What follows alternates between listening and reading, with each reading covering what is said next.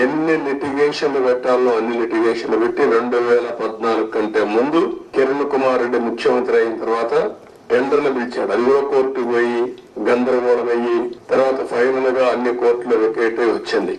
ఆ సమయంలో విభజన జరిగిన సమయంలో ఇది నేషనల్ ప్రాజెక్ట్ గా విభజన చట్టంలో పెట్టారు. నానా అవస్థలు పడి ఈ ప్రాజెక్టు ఇప్పుడే కాదు, ఈ ప్రాజెక్టు కన్సీవ్ చేసి చూస్తే 1940లోనే కన్సీవ్ చేశారు బ్రిటిష్ వాళ్ళు.